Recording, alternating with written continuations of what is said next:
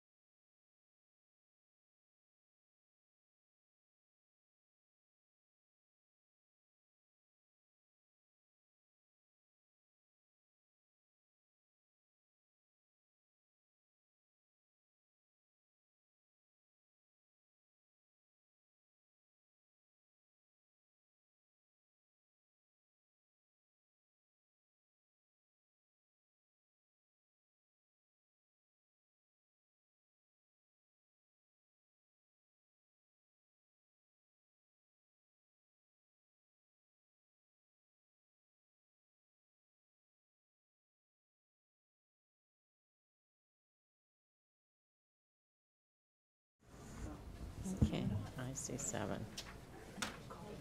Okay.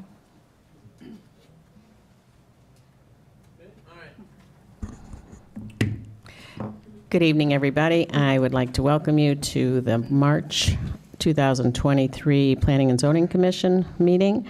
Roll call, please. All right. Commissioner Barnes. Here. Commissioner Scovich. Here. Commissioner Tantillo. Here. Chair Costello. Here. Commissioner Shveska. Here. Commissioner Lucente. Here. And Commissioner Holm. We have a quorum. Okay, is there new business before we go to approving minutes?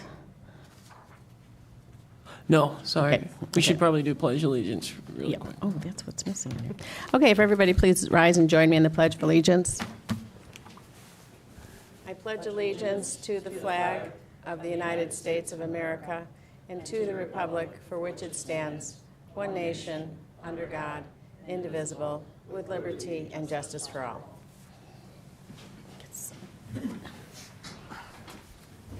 Okay, did everybody get a copy of the minutes, and did everybody have an opportunity to review them from the February meeting? Yes. Okay, if you want to take a minute to review again, and does anybody have any modifications, changes, corrections?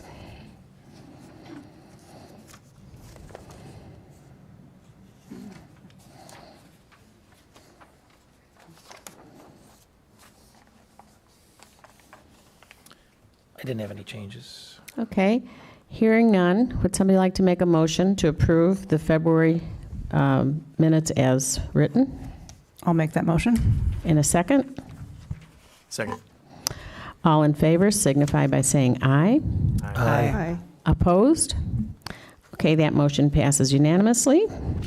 And our next order of business is the Dunkin' Donuts Development PUD approval.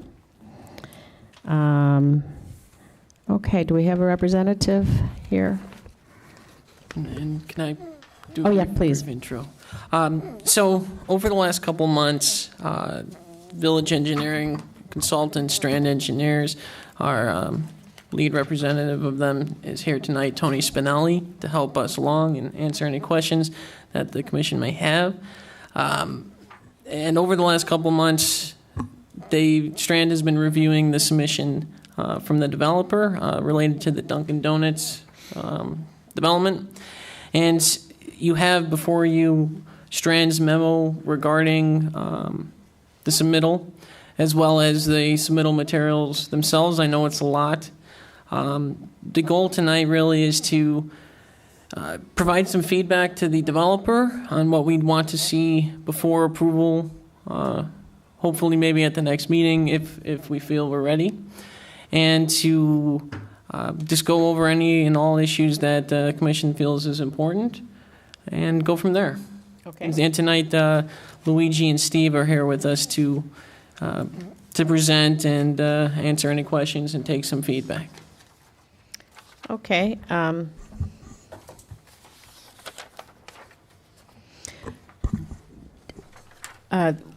there any questions that you have, commissioners, that may or may not be answered in our packet?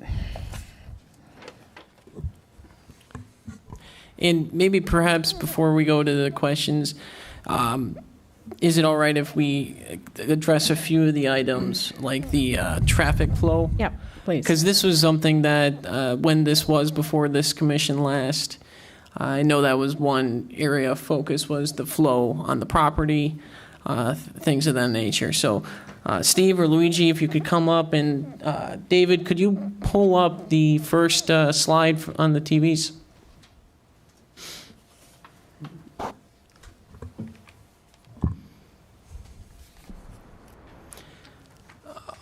Yeah, perfect.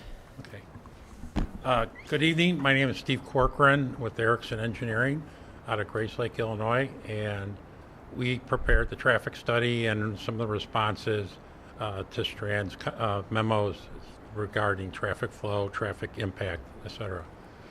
In terms of traffic flow, which you did bring up last time, you wanted to see how vehicles got around the site, how garbage truck got around the site, and just how queuing could work. The first diagram here shows a garbage truck. Essentially, it comes southbound on Wolf Road, pulls into the site, pulls all the way to the end by the garbage receptacles. It's obviously going to have to be some kind of rollout in terms of the getting the garbage out, and then the front loader load back in. He's going to have to back up, and then he will exit onto Wolf Road. David, can you pull up the next one? This is another path for just vehicles. In this case, it's just a vehicle entering off of Wolf Road, traveling past the staff parking area, going through the drive-through, and exiting out onto Wolf Road. And that just shows the travel path. Thank you. Thank you. And this one is this potential stacking on site. The building now is kind of at a diagonal going northeast to southwest from what we had before. The drive-through pickup window is in the eastern corner, so to speak, where that last vehicle is. And we have room for 7 vehicles in the queuing lane, and that's what we're planning on. But we did show that we could accommodate up to another 6 vehicles before we even have to think about worrying about backing out onto Wolf Road. We don't anticipate this being the design or plan as far as the operations of the drive-through, but we just wanted to show if there was one day that the queues got excessive, we don't want traffic backing out onto Wolf or onto Joliet Road. And then this is like the second slide. This is a passenger vehicle coming in on Wolf Road, going around through the drive-through and then back out onto Wolf Road. And did you say the garbage truck enters in Wolf Road? Yes. Can we go back to that slide? The truck. The very first one. Yeah, it has to, basically, there's no way we could get a garbage truck to come in Joliet. It'd be kind of, we tried it where they come in and then try to back up into that area. That's not really feasible, so the garbage truck's gonna have to come in on the Wolf, then get to the garbage, back up, and then they can exit onto Joliet, no problem.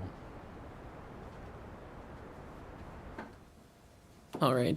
And then I also want to ask Tony right now if, yeah, I mean, you all have copies of Tony's memo related to all the submittals, but Tony, could you give the commission just a brief, high-level overview of your opinion, Strand's opinion on the feasibility of this, any items of concern?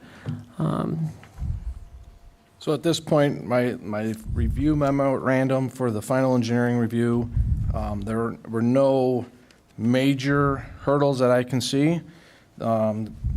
Erickson has responded to our traffic engineer's comments and questions. We also have requested an exhibit, which I believe Andy has provided. Yes. Yes, and we can pull that up right now. David, will you pull up, I think it's going to be the 5th slide. Keep going. So part of our review, we incorporated or evaluated the site with the knowledge of the potential improvements that will happen to Wolf Road and Joliet Road once the county does the ultimate project on Wolf Road. So we have requested this exhibit here to show how the site would still operate with I'm going to call them the worst case widening possibilities for Wolf Road at this location and also Joliet Road. At this time, we're anticipating on Joliet Road, a right turn lane will be added. The red line, the arc you see will be the new curb to make the turn at the intersection. So this property is actually going to be losing a good portion of its property in order for these improvements to occur. So with that, we're anticipating a right turn lane being added to Joliet Road, along with additional lanes on Wolf Road. And the drawing shows approximately a 10-foot widening on Joliet Road and approximately a 15-foot widening on Wolf Road. So with that, they were able to demonstrate that their current layout, proposed layout, will still be able to accommodate the proposed improvements on both Joliet Road and Wolf Road. Part of it might have been our initial review, along with our engineering review, we indicated our belief that Cook County Highway Department is going to come back and require or only allow a right-in, right-out access on Wolf Road. I also anticipate the same situation for IDOT for Joliet Road. Those roads are both their jurisdiction. Based on our experience, also along with what's here, and we did receive some correspondence after my February 28th memo from Erickson indicating that I believe you may have already had communications with Cook County DOT where the Wolf Road will be a right-in, right-out. Has that been confirmed?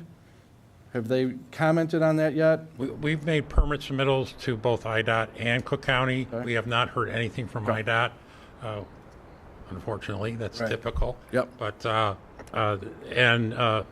Phil Wolf, the site civil engineer, has been had several conversations with Cook County, and yeah, it's going to be, essentially it's going to be a right-in, right-out, and when they do the roadway improvements, I'm assuming they're putting barrier medians next to the left turn lane, so these are going to be effectively right-in, right-out. Right. So with regards to the barrier medians, that has not been finalized yet. That will become later down in the study, but that's where our experience is coming in, that's why I anticipate these are going to be restricted access points. So in neither entrance do I believe we'll have a left turn in, backing traffic up on either roadway, or a left turn out. If a full access is desired and IDOT or Cook County restrict it to a right-in, right-out, the property owner is going to have to request an cross-access easement from the adjacent property owner to use that existing full entrance. But this site, I do not foresee this being allowed full access at either location. But again, that is not the village's jurisdiction, that is Cook County and IDOT's jurisdiction. With regards to that, I do believe the site still maneuvers properly. I do not see any major design issues that would cause me to throw up a red flag, other than final approval of the site plan should not occur until at least communication has been received to the developer from Cook County and IDOT as to see what they actually are going to require. Because any of those improvements should be shown on the final site plan that the village considers. Yeah, that would be part of any contingency of any ordinance that we pass amending the plan unit development. The building permit issuance itself would be contingent upon IDOT and Cook County permits, so. And then regarding the traffic study, we've reviewed a couple versions of this. The first review was more of asking for some clarification and some additional information. Erickson did provide that. Our second review had a few more clarification questions. That also has been provided. That was provided after my February 28th memorandum. We concur with the traffic study. It is done in standards with every traffic study across Illinois. We do not see any adverse impacts to the intersection, keeping in mind that the intersection was studied based on the current conditions. We know that if the Wolf Road improvements occur, that intersection will get upgraded and the intersection will be improved with the improvements that are being proposed for Wolf Road and Joliet Road.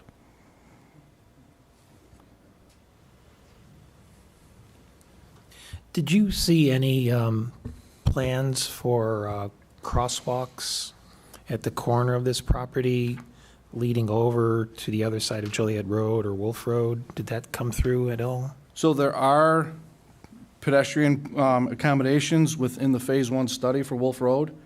So yes, those are, and that shows up. It's hard to see, but there's a blue line next to the red.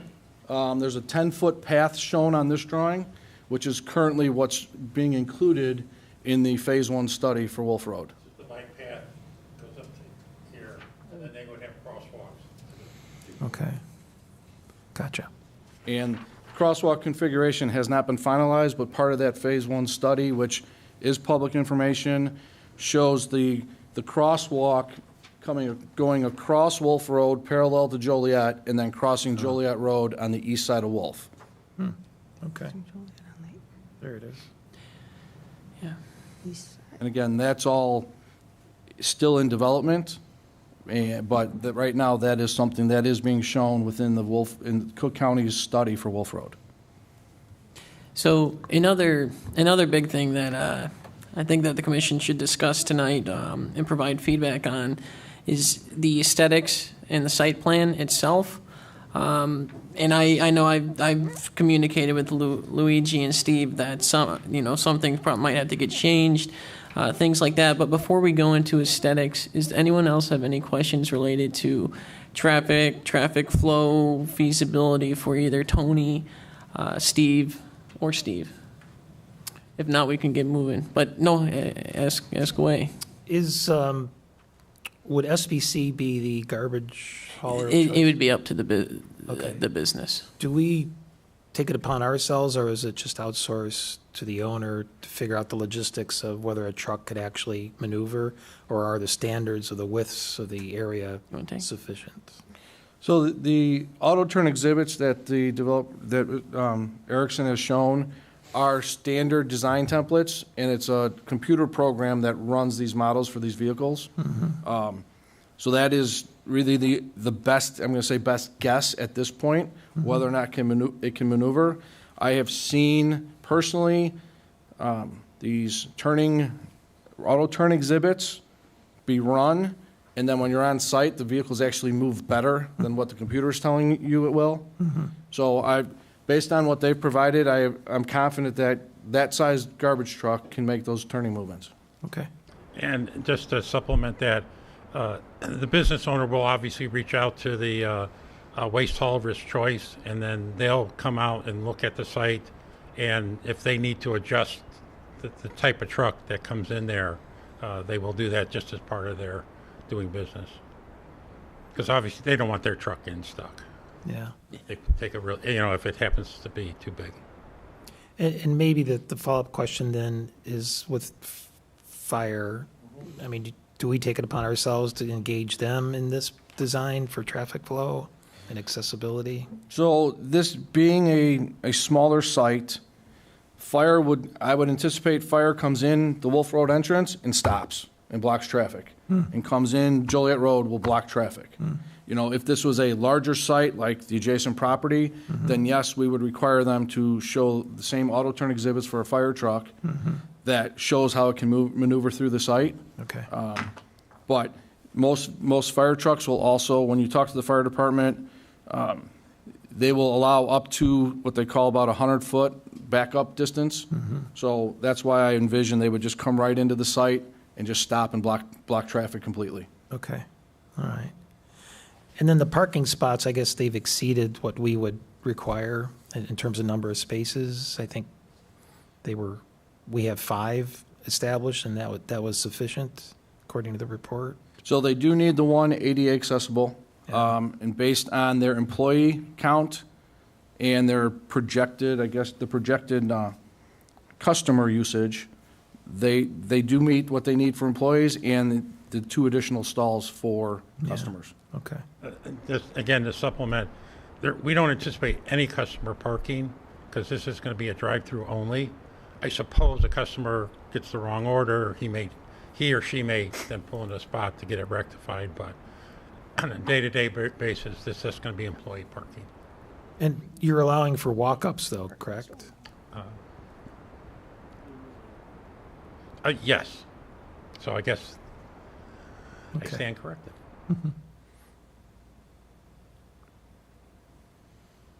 Any other questions from the commission? I was going to ask for just a little more clarification of this graphic, which is the proposed, well, projected. We don't know for sure what the final design is going to be. No, but- it's still being figured out, but we want them to plan for the worst-case scenario. the Right, most so impact. in a situation like this, someone's coming off of 55 and they want to turn right onto Wolf Road, there's now going to be a dedicated right turn lane, and they'll be able to turn right across a crosswalk where people can go out to a little median area, where like a refuge median, right? Is this going to be a signal, in your experience, is that going to be a signal that stops people at that right turn? Or are they going to be allowed to just turn right? No, at this intersection, the right turn lane is close enough to the intersection, it will be signal controlled. It'll be signal controlled? Yes. Okay, so when people are stopped going straight, they're also going to be That is correct, stopped by a light? yes. Okay. And the aerial image you see here in the packet is part of the Phase 1 study that just has these dimensions on here to help the developer get it to their plan.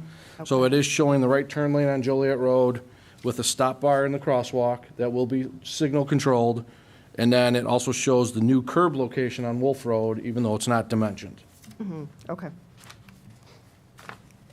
And then the novice side of me, when we see 10 feet, 15, 25, that's the non-buildable area, right? Well, those were dimensions for the developer so that the 16-foot along Joliet Road, that was to identify the distance from the right-of-way line to the new back of curb. Okay, Then the 15-foot dimension was the right-of-way take off of Wolf Road. The 25-foot dimension is the curb location off of the new right-of-way. And the 10-foot is the bike path location off the new right-of-way, okay, or pedestrian path, I should say, because it's not necessarily dedicated bike path. yeah. And you mentioned there's going to be at least a 15-foot gain on Wolf Road in terms of width? Right, so at this point with the Phase 1 study, there's a 15-foot I believe it's a 15-foot right-of-way take. Then the curb is moving to, I think the curb's moving 15 or 16 feet also to the west. So to accommodate the widening that's going to occur at the intersection. Okay. Okay.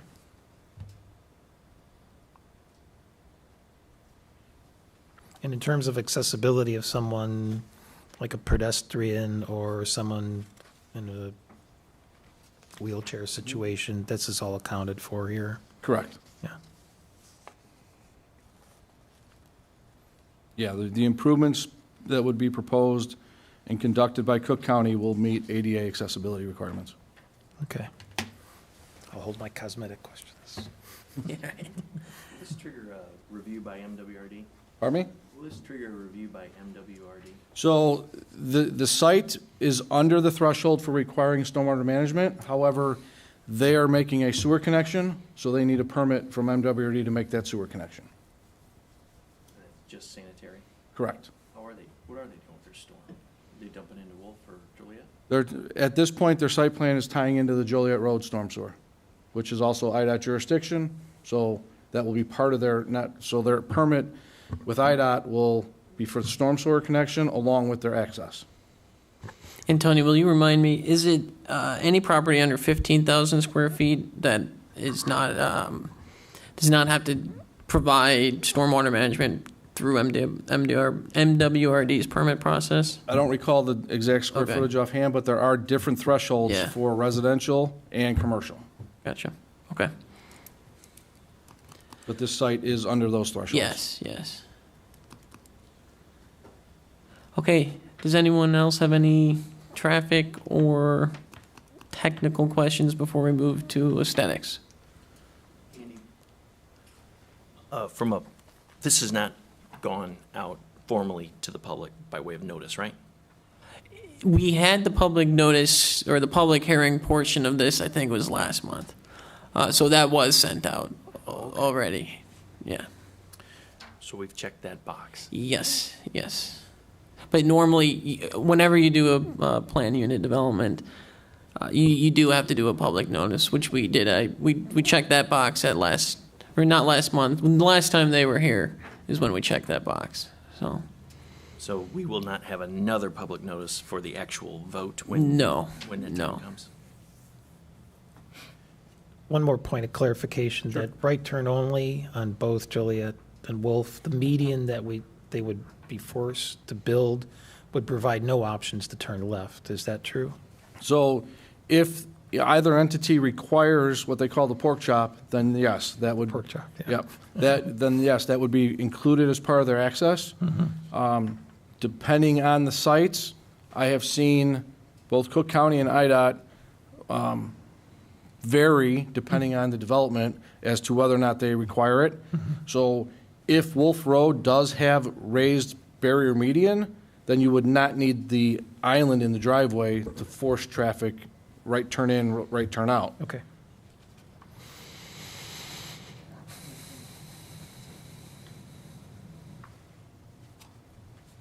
Okay. Just before we get into the more aesthetic discussion, I want to provide a little background to all the commission members and as well as the public that's attending and watching. So this is a plan unit development, which is a special zoning overlay. And one of the reasons it was first implemented is it gives the village more control and more flexibility in regards to economic development. You have a lot more control over the aesthetics of the building, for one, screening, material, things like that. And then also gives more flexibility to both the village and the developer because it allows them to essentially, with the permission of the village, to not follow all of the underlying zoning requirements. And so that's kind of why a PUD is first implemented, or was first implemented in this case. And so with that in mind, the board, the village has a lot of say over what it can look like and things like that. And there are standards in the plan unit development document, things that I've mentioned to Luigi and Steve before, things like the garbage enclosure. We generally want it to be brick, some kind of material like that, as opposed to fencing. There's also, we have a lot more of ability to require certain kind of landscaping, if you want to get into even more like colors, things like that.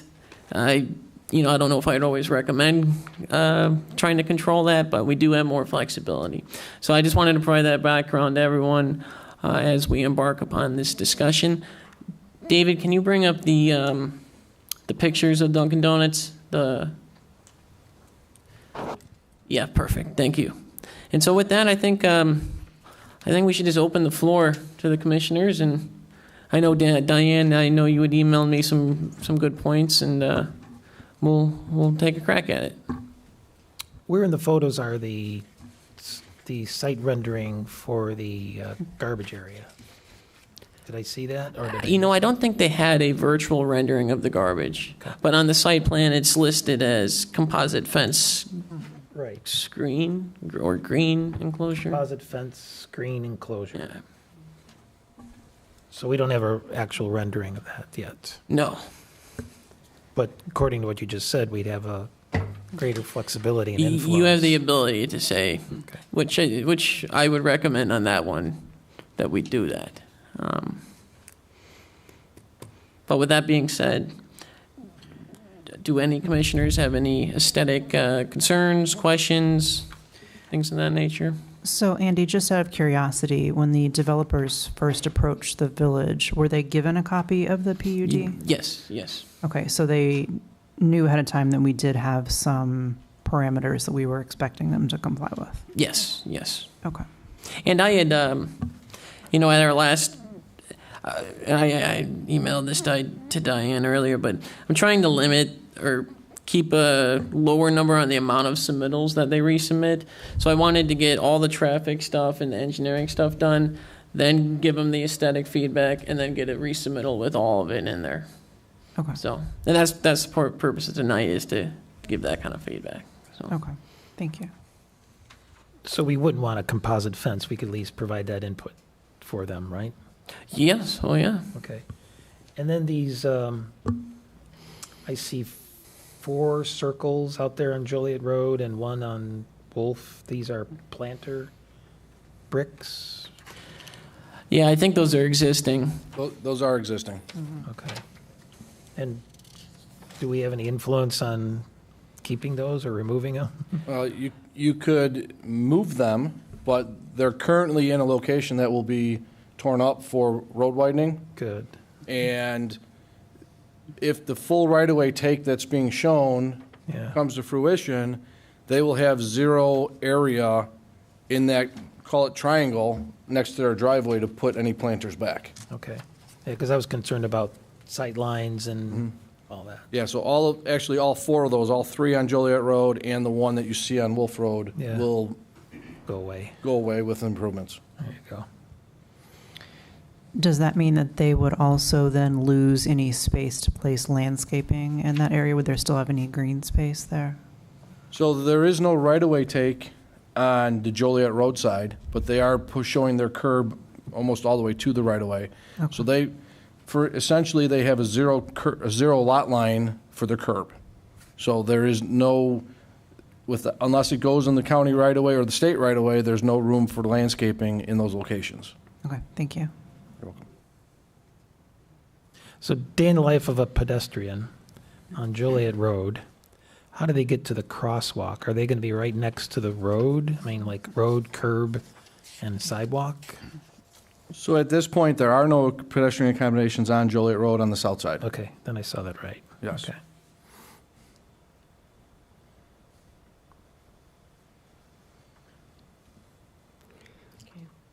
Our PUD concept does anticipate eventually there being pedestrian sidewalk network on both Joliet and Wolf. So if Wolf is proposed for reconstruction now, there would be a sidewalk or a multi-use path or something provided on the east side of this entire triangle PUD area.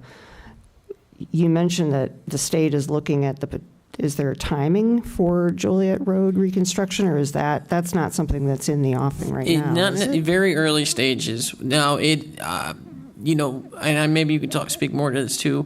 We've been in contact with IDOT about possible sidewalk or something along Joliet Road, but it's still very early stages. Correct. And for the improvements that are in the process right now with Cook County, they're only looking at the Cook County pedestrian accommodations along with whatever vehicle accommodations have to be improved for the intersection.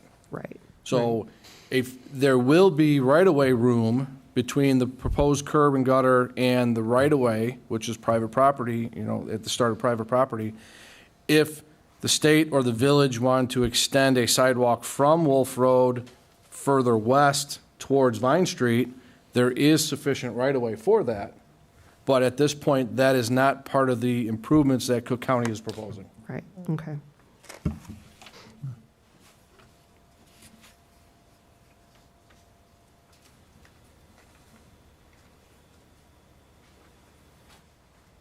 Andy, on the lighting that's in the back of this packet, I know we talked about candles, and do we have a standard that we're going to recommend for them, or some ability to adjust as necessary? So they're going to have to meet the commercial signage code, the 350 lumens that we had talked about, and that's pretty much it.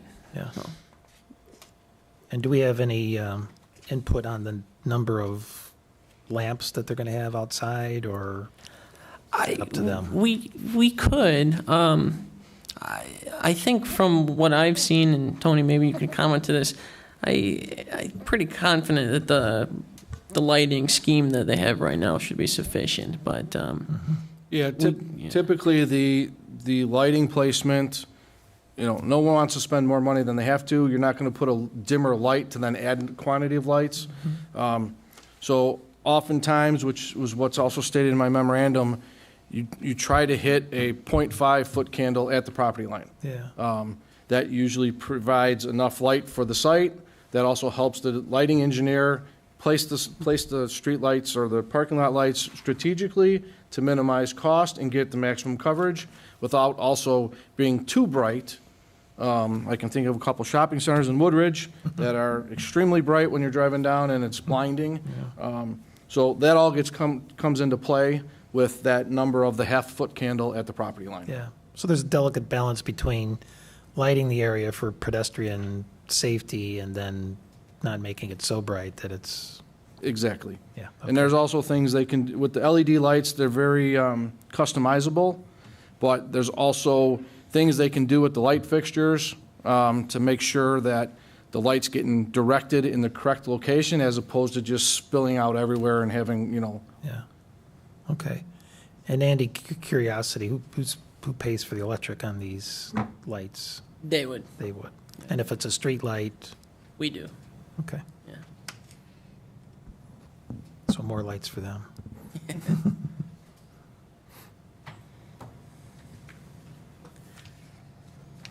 Where have I seen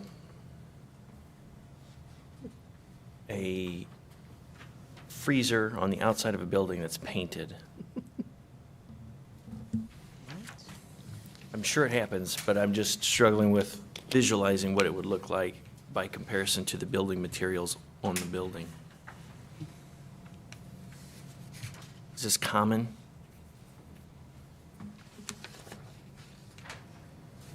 I think Yeah, I mean, that's a good comment and question. We can look to provide cladding around that unit.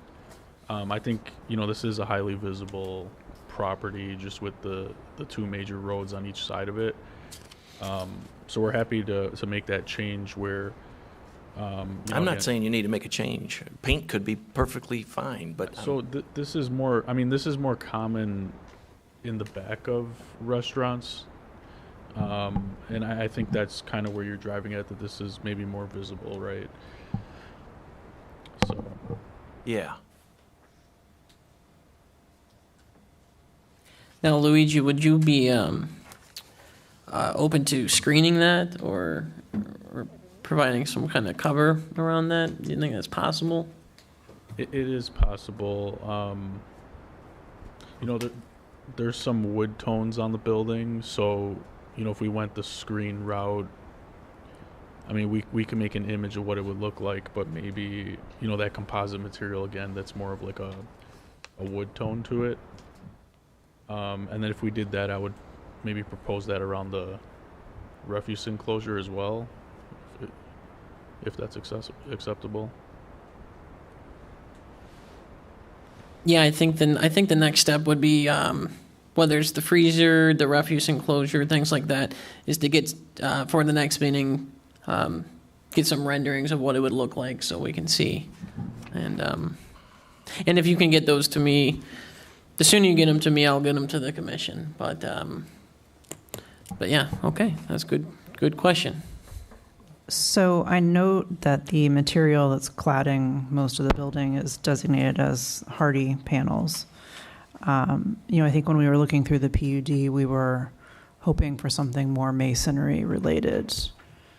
Could you come back to us with some additional exterior building cladding options that might look a little bit more like what you see in the PUD? Yeah, excuse me, sorry. Yes, we can, I think we can propose some masonry on here. And, typically we would want to keep that lower, maybe by the sidewalks, by the driveways, and maybe keep some of the upper bands that are seen on the building. I'm looking at it on my screen here, but maybe the hardy's more higher up on the building and introduce some masonry lower. But yes, we can propose that. I think that would be good to see as an option. Okay.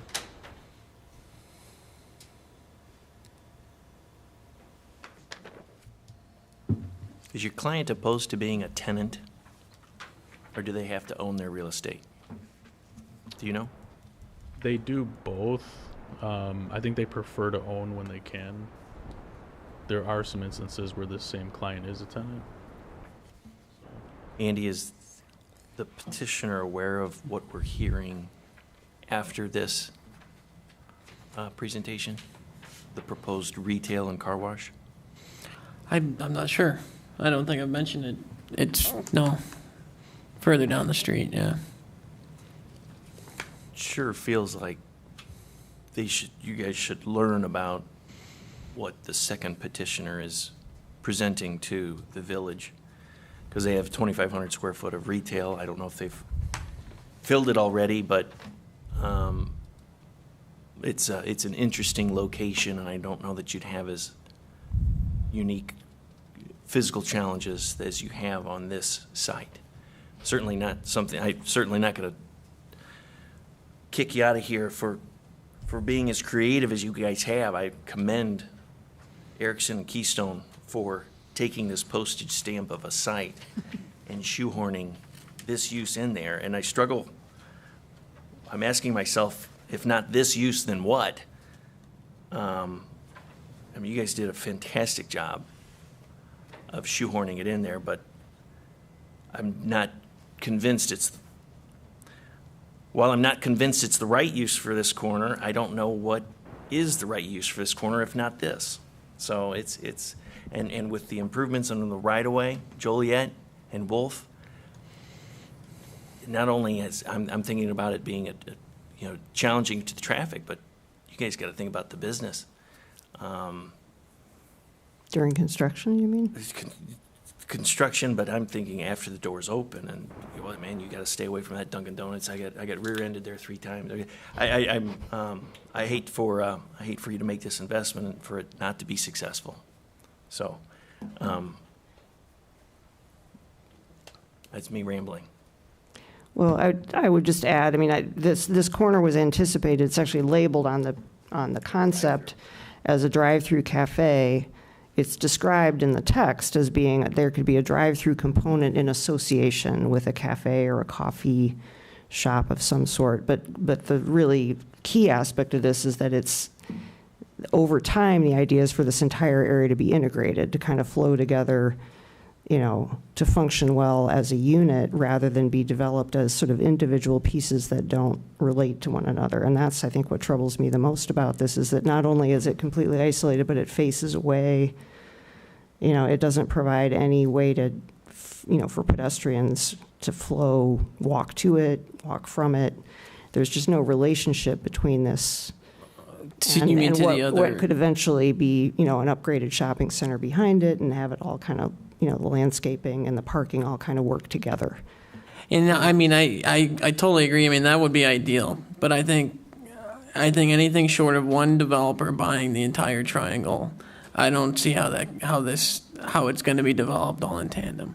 Well, the cross easement could be required, as is stated in here, that's a goal of the village, is that there be a cross easement agreement so that the 2 property owners are working together to the benefit of both. Yeah. Right? Yeah. Because the issue of having to provide 4 parking spaces and trying to shoehorn them onto this lot when they're usually not going to be in use, versus being able to come to some kind of coordinated agreement with the adjacent property owner where enough parking could be provided that it's serving both. Someone could park and they could go to the Dunkin' and they could go to Oak Pantry and they could go to the dance studio, and they could do all of that by parking in one spot because the property owners are kind of working together. It could provide for more room for landscaping on this particular lot, if a couple of those parking spaces could be accommodated somewhere else. If there's a way to take a step back or up and kind of look at it a little more broadly. I hear you. It could benefit everybody. And, and I'll say one thing is the property owner of the shopping mall is difficult to reach, difficult to deal with. So we are consistently trying to work things with him or talk to him, and he's also had some health issues. But no, that definitely would be the preferred.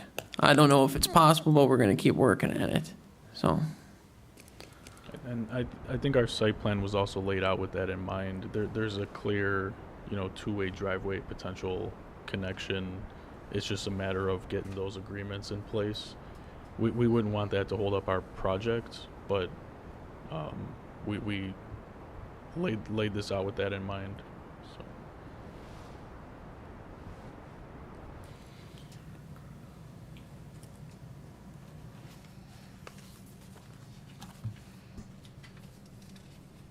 So Andy, what else do they need of us? So I think I think it would be best if we could actually go commissioner by commissioner. Anything outstanding that you want to see addressed, let's put it out right now so these gentlemen can take that information when they're preparing for their final submission. I'll list off right now what I have on my notes, but I'll be sending in a follow-up to them tomorrow.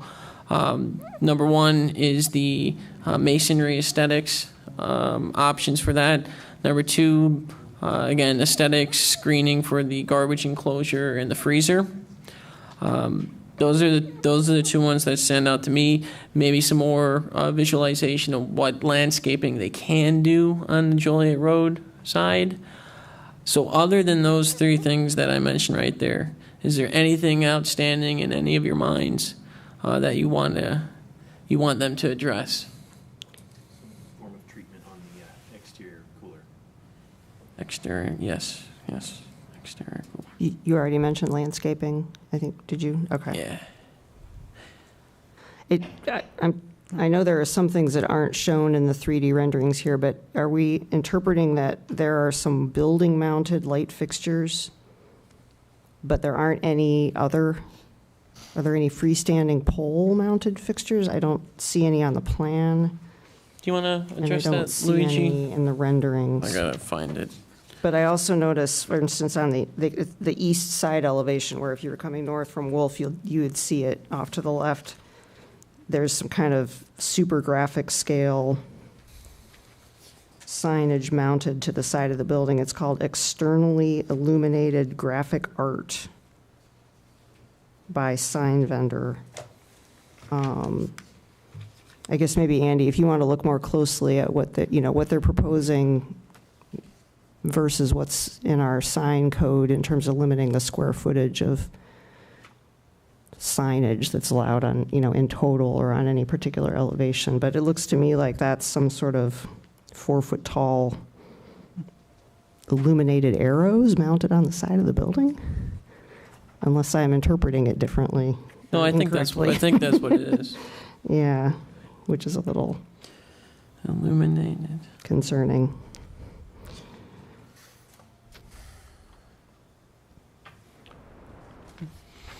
I don't know what that would be interpreted as graphic art, or would that be interpreted as signage? Because I think it's probably signage. I think we would call that signage. Yeah. Now there are. I have to refer to the code, but there are. there is rules about two-sided buildings, things like that.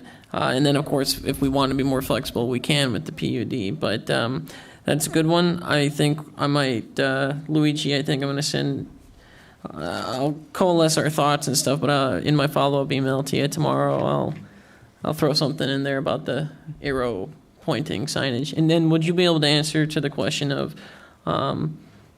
lighting other than the lighting that's on the building? So a photometric plan was provided, so Yeah, I'm gonna find we it. have a lighting consultant that's looking at the foot candles on the pavement. But in short, there's 2 light poles, one toward the front of the building, one toward the side, and then everything else from there is wall-mounted lighting, kind of around the drive-through lane. Then to the pickup window would be wall-mounted. And yeah, Andy, let's look at the signage. So some of this is illuminated on the upper bands. On the drive-through side, when we see those graphics, those would not be self-illuminated. I think those are more graphics, and then that building lighting would illuminate those static graphics. But we'll look into the signage codes. That sounds good. I know this would be open super early. You could probably open at, what, like 4:30 or 5 a.m. or something for people who need donuts early in the morning. But is it open late at night also? Is it 24 hours? Is it? It would not be 24 hours. Yeah, it would be early morning to evening. Okay. And you said the traffic study shows no increased impact because of this business. If it's increased, it's more because of the urban development. I would actually restate that as no adverse impacts to the intersection. So based on their traffic projections, the majority, actually I think it was 36 cars in the morning, would be 18 in, 18 out, were existing drive-by traffic. So people in the area heading, if it is a right in, right out, heading eastbound on Joliet Road, turning in, get their coffee, and then continuing east to Countryside or some, Willow Springs Road. Same with Wolf Road, it'd be southbound traffic, maybe people coming in and then getting back out, getting on 294 to head to work. Okay. Yeah. Diane, I think our original plan for this corner had a vision of a place for the residents to gather. And this certainly is, to your point, shoehorned in. That's a concession that we're giving up here. So for your plan, there's no ability for outdoor tables or anything to that effect. This is 100% capacity use of the land that you have, correct? Well, There's simply no other way to. That's what I'm asking. There is Just no wanna other. make sure. right. If the county or whoever's taken a large chunk of this, if that wasn't happening, we would definitely entertain some sort of patio or something. But I mean, just given the restraints here, yeah, I mean, it wouldn't be possible to add. Yeah, I just want to confirm that because that was our overall goal. Well, let's take a poll, see if anybody, Dan, do you have anything that you want to ask for next week? How about you, Barb? No, I'm just glad that they're looking at the landscaping for it. I was interested in that you guys are talking about that. I'm glad that's it. How about you, Danielle? I just kind of wanted to circle back on the waste or trash receptacle enclosure. I think if you could provide us with some options that were first and foremost masonry, something that would perhaps match something that you might clad the building with, that would be preferable. I think we all feel pretty strongly that composite fencing is not something that we want to see in this area, so I just ask that you keep that in mind as you pursue other designs. Okay, I don't have any further requirements. How about you, Bob? Any idea? I've asked my questions. Okay. Greg? Just this turning template for vehicle going northeast on Joliet, and then he's going south on Wolf. I'd just like for you guys in your analysis to look at how challenging it's going to be. I'm going northeast on Joliet. Presumably, I want to continue going northeast, but for the stinking donut that I want to eat. So I come back out and just, again, back to the business. Can I, if this gets stacking up, can I get back going northeast on Joliet? Because this Wolf is going to force me going south because I can only go right out. And then when can I turn, and I got to bust into Flag Creek and then do a U-E, and then it's just. Or cut through the shopping center. Or Which cut is through the what shopping will end center, up potentially happening, exactly. which is Whether there's an problematic. agreement in place or not, they're going Yeah. to do it. So. That's what I'm worried about. Just want to make sure you guys have thought through everything. I know you have, as evidenced by this package. I commend you again on this package and working with the tools that you have. I just want to make sure everybody's making the right decision, including us and you.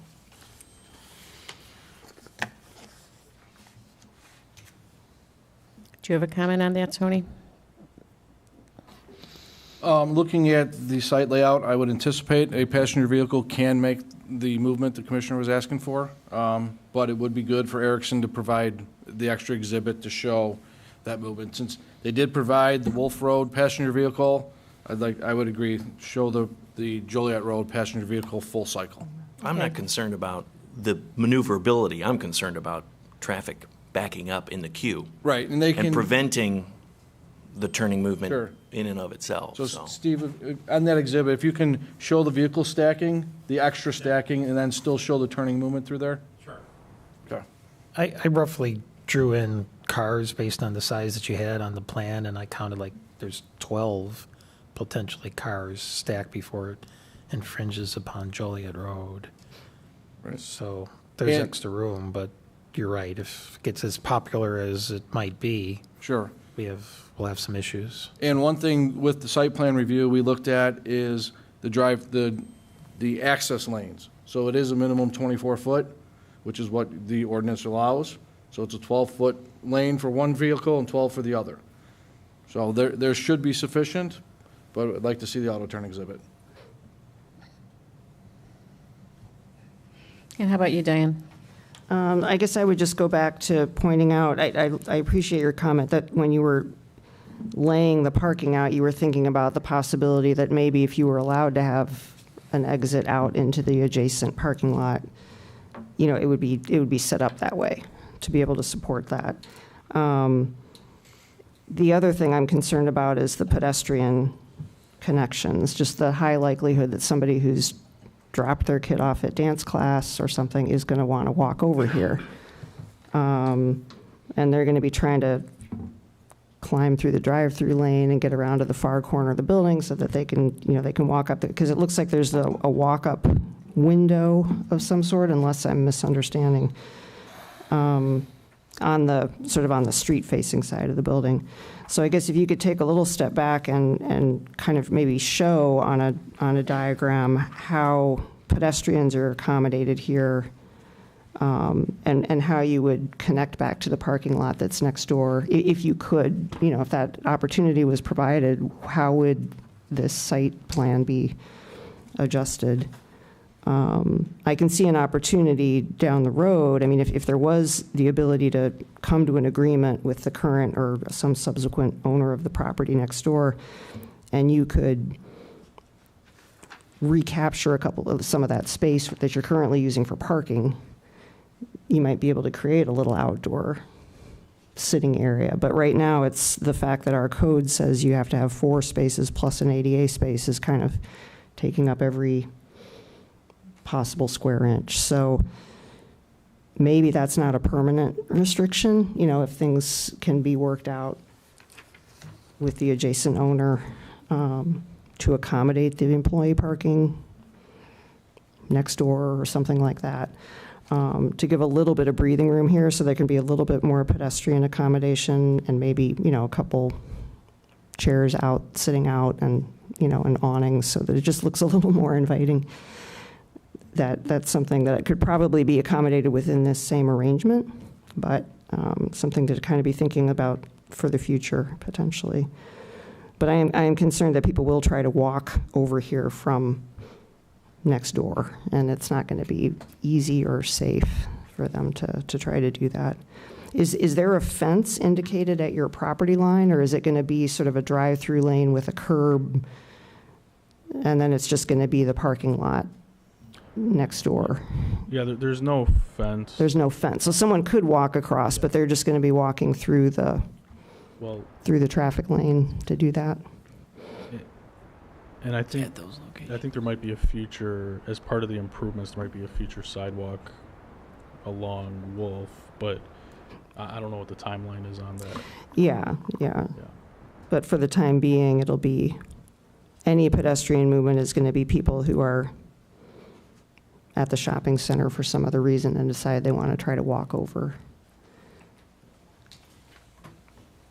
Is there a walk? And there really isn't any accommodation to make that safe for people to do right now. This is where they said it. Maybe like a pedestrian crossing, or, I mean, if it comes to that, I don't know if we're going to require, I don't know if, for me, I don't think we have to require it for this process, but, I mean, I suppose there's ways to make it more safe for pedestrians. If you had a pedestrian crossing, or if you had a sign, watch for pedestrians, something like that. But I think it's premature, because we don't know if there's going to be that kind of traffic. I mean, So, Andy, is it, following up on Diane's comment, is it a legitimate ask to look at a rendering in absence of the parking spaces? If we would grant that as a See, I think back?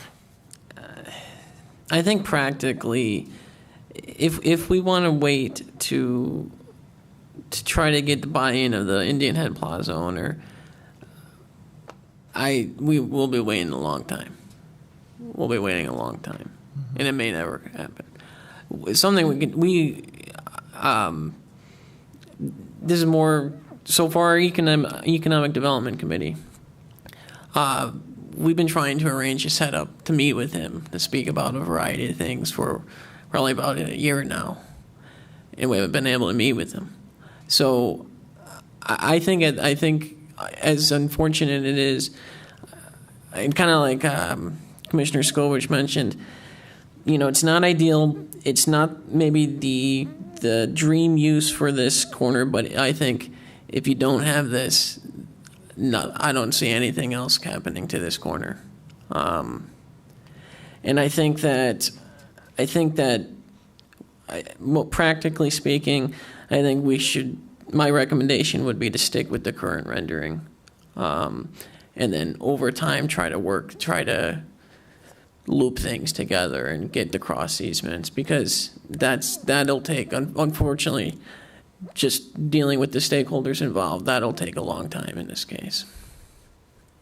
Because in theory, an employee could park in the general parking area and then walk to the Dunkin' Donuts, and then that area could then be accommodated by some resident gathering area. Maybe. I don't know. There's no restriction on the employee on where they park, correct? I don't know. I honestly don't know if they could legally, as employees, use the other parking lot. Okay. yeah, I mean, So, we wouldn't want to be, just how Andy described it, just that could extend our project. We wouldn't want to be tied to anything off-site. If we could just focus on the boundary of our site.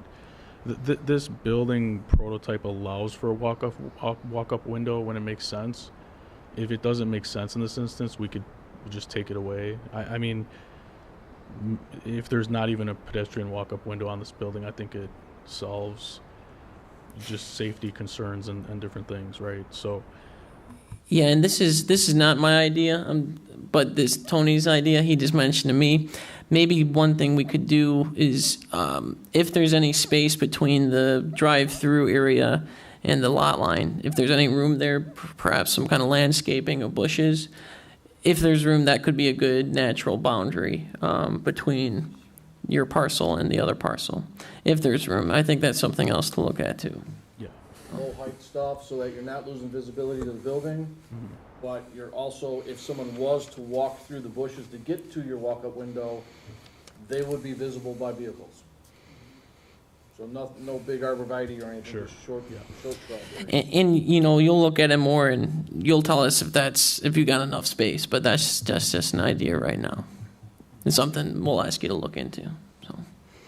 Yeah, I wasn't suggesting removing the pedestrian walk-up window. I mean, I think that's one of the nice features of it. I just want to make sure that we're thinking about how it's going to The function. safety and where yeah. people are going to be trying to walk from and how they're going to be able to navigate that safely. There's a little walkway across the front of the building. It looks like a little paved area, and there's the ADA ramp for the occasional person who uses that space and tries to go to the walk-up window, I guess. But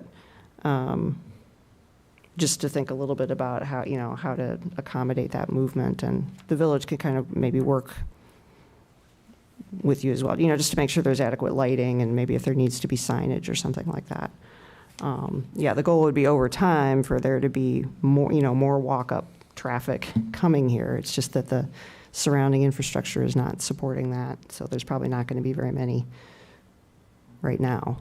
But that doesn't mean that we wouldn't want to try to encourage that in the future. Absolutely. Okay. And really quick, so this is not the public comment period, but the only public comment that we've received is related to this development, so I'm just going to read this now and consider it. So this is from resident Dale Holmquist, Planning and Zoning Commission. It is clear that few of you regularly drive to the south end of our village to proceed with a data traffic study for the Duncan site, and extrapolating data to project volume is an inaccurate and sloppy method. I cannot believe this method is acceptable to you, to Strand, the village engineering firm, nor do I believe the conclusion that this will not impact congestion. Ingress and egress continue to be huge concerns, along with the dated traffic study. In addition, considering a car wash just south of the location creates another bottleneck. Couple that with the reopening of 294 ramp, and you must anticipate traffic and congestion issues. Side note, I have reported the increased flooding under the bridge several times and has worsened significantly since the rebuild. How does Cook County and IDOT spend millions without addressing the known flooding and in fact make it worse? I'll ask Tony and Steve really quick, because this is something we've heard before, these concerns about the traffic study, and if the numbers in there are good for planning for the future. Steve, Tony, could you both comment to this really quick? Sure. From our perspective, reviewing the documents that were submitted, this property abuts two major significant roadways in the community. The traffic that's going to be generated for this project, which is based on the ITE manual, which is Institute for Transportation Engineers. They have studies nationwide that project traffic volumes for different type of improvements. Until a site is here, you can't guarantee that the traffic counts are going to match, be worse, be better than any of the projections that the professional engineers do on a daily basis for many years. So based on our opinion, the method that Erickson used is appropriate for this site. You also cannot penalize this half-acre parcel for any improvements needed to either Joliet Road or Wolf Road based on 10-year, 20-year traffic projections because of 294 and anything else that might be happening in the region. So in our professional opinion, the traffic study was done properly based on the information that's available to that design engineer at today's date. And just to add to that, we did do current traffic counts, but being that kind of at the tail end of the COVID period, we referred to some counts from like 2018, 2019 to make sure we weren't under, the existing counts were not lower than. We did find out that the morning was actually lower, and then the afternoon was about within 5%, I believe, 4 or 5%. But we did increase those traffic volumes to be conservative, to represent the pre-COVID. The the reality is we're never going to get pre-COVID traffic volumes because we've all changed the way we work and live. But we increased those. And then IDOT and Cook County asked us to look 5 years in the future, which we did, 5 years after construction.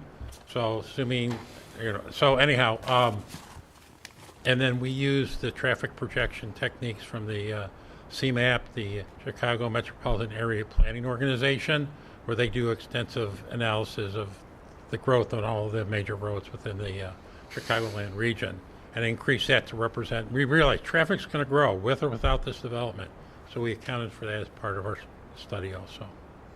Thank you, Steve. Thank you, Tony. But with that, I think if anyone else has anything else, probably good to move on to the next item and let these gentlemen go home. Who was the comment from? Resident Dale Holmquist. Sorry. Thanks. Yeah. Okay, did everybody have their say? Well, just to clarify, so as part of the PUD, there's this, the standards for review. So when they come back next month, is there going to be sort of like an entire package, and it's going to? That's one of the follow-up things. on those? It'll be kind of like when we got the Dory insurance building, how there was Okay. 1, 2, 3, all that. So, yes. Okay, thank you. We'll see you next month. Thank you, gentlemen. Thanks, Tony. Okay, our next order of business is the first look at 6991 Joliet Road, car wash and retail development. Do we have somebody here?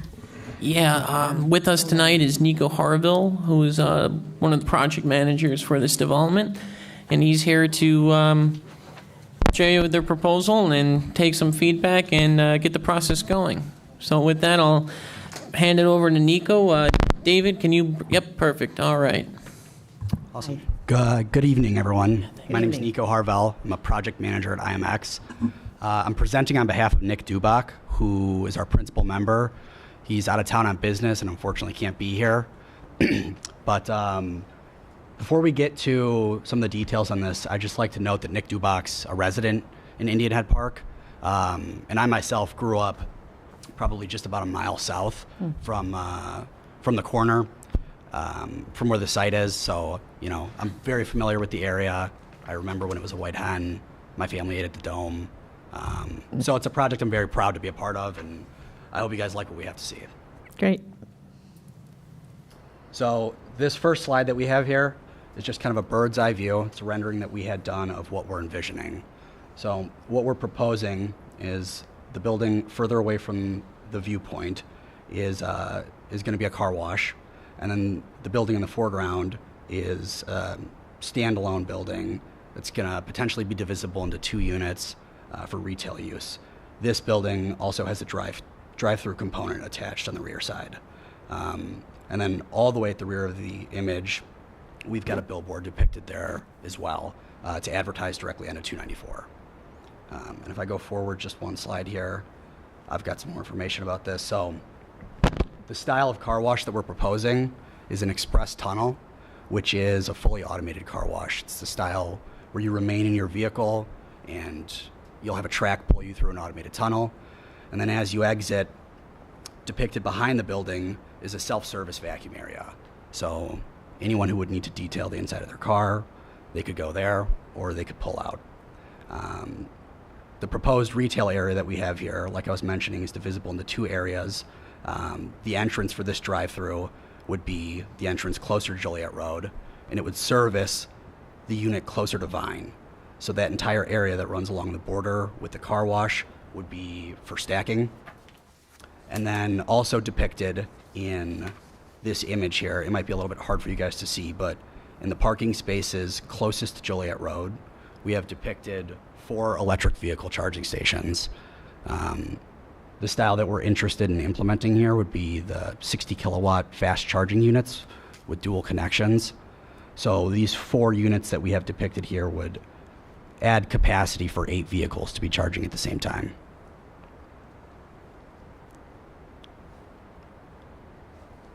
The next slide that we have is just a colorized site plan, depicts what we anticipate some of the landscaping might look like, and helps give a little bit of a better idea of how the geometrics of the site would work. So you've got entrance from Vine Street and Joliet Road to both the car wash and the retail area, with, significant space for vehicles to maneuver around. You can see depicted on the car wash on what would be the northeast side, where you've got multiple rows of cars. That's where you would enter. There's what we think would be adequate space for vehicles to stack. You'd pull through the car wash on the Joliet Road side, exit near the existing detention, and then vehicles could either exit on Vine Street, back onto Joliet. And you've got the same situation with the retail space area. And on this, we have depicted what stacking might look like for that establishment. I know one of your guys' concerns is where trash receptacles are placed. If you look on what would be adjacent to Vine Street between the retail building and the car wash, we've got depicted where we would have our trash receptacles placed. It's an area that we think could have adequate natural screening with all that landscaping, and our intention would be to have a masonry structure enclosing all of those. Okay. Now, this is just a black and white stripped down version of the site plan we just looked at.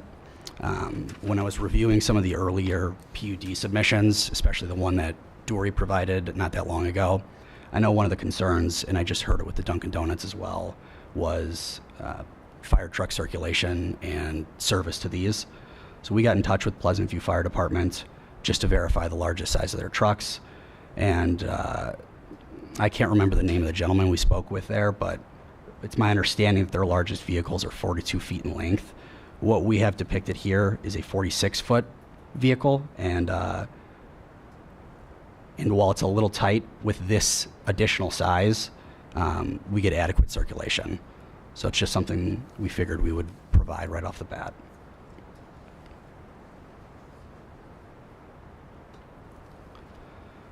Now, I was provided with some numbers from a preliminary traffic study that one of our partner real estate groups did in 2018, and I'm not sure, and Andy, you might be able to speak to this, if the development for Dunkin' Donuts has a more current study, or if you're still going to require we commission a new one.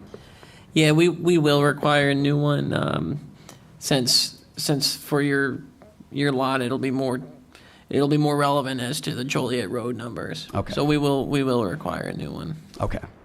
So some relevant information from that report that I viewed were just some population radii, and the average vehicles per day that pass by on Joliet Road, which is over 18,000.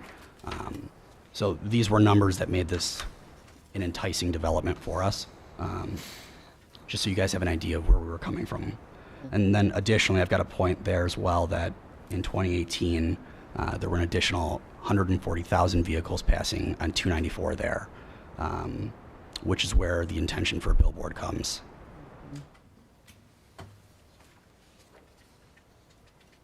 Now, this slide and the next slide just have some color elevation drawings of what we're proposing to put up here. As you can see, the building is almost entirely masonry.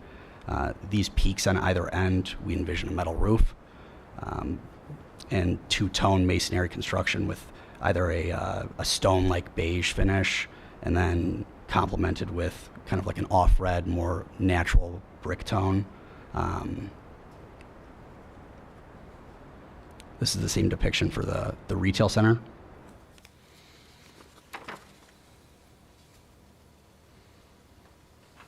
And then lastly, I have two additional renders of what this property might look like being viewed from Joliet Road. Now this is taken, the perspective point here is as if you were coming from Wolf and Joliet.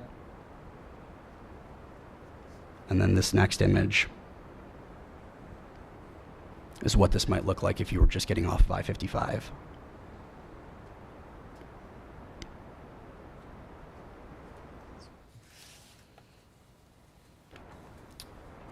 And that's about all the relevant points I have. That's the conclusion of our slides. Thank you, Nico. to give him a little more feedback for the future meetings, is there anything that stands out to the commissioners right now? Any concerns, any questions, anything you want him to focus on or provide that you can think of? I'm curious what kind of retail you have in mind. So we don't have any letters of intent currently. We don't have any obligations to anyone. I know ownership is very set on like a family-friendly ice cream store that would be tied in with the drive-through component. That still leaves the other half open. And as of right now, we're very open to any and all approved retail uses that the village would allow. Great. Including a Dunkin' Donuts. Potentially including a Dunkin' Donuts. Andy, get this deal done. So Andy, I just have a question. The proposed billboard on this site, how do we anticipate that would interact with the other proposed billboard that we are hearing a petition for at present? So, to answer that question, not entirely sure. I think kind of like the other billboard, we would want more information about sight of line, things like that, especially since this one is closer to residential. But as far as approval, things like that at the state level, we kind of leave that to the state. Is that kind of what you're going at, or? Maybe. I mean, I guess my first thought is I don't recall the last time that we saw, or that the last time that a preview was presented, that there was a billboard. So I was a little bit surprised to see one, since we're entertaining one so close to that area already. Sure. And I know we have some resident concern already about the light from something that's further away. So this one, I have some questions about, and not really sure my initial feelings are on it. The other questions that I had, as I noticed, and I think the leading slide, there was the mention of a retailer food service component eligible for a liquor license and a gaming license. Do we as a village have a remaining license for either of those available? So we always have, the way that we manage it is we always have the exact number that exists at the current time, but we can add additional ones. So whenever like a business that has a liquor license closes, we then pass an ordinance to take away that liquor license that's not floating out there. And then if a new business opens that's interested in liquor, they come before the Board of Trustees, and the Board of Trustees says, all right, we like the idea, we're going to issue another liquor license. Same thing for gaming as well? Yes. And the gaming is linked to the liquor. You have to have a certain type of liquor license actually to have gaming. It's a state law. So they're linked. And I'm guessing that would be contingent on the type of business that takes up residency in that space. Yes.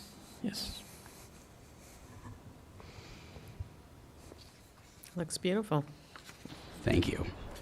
I know this is impossible ask, but I'm going to say it anyway.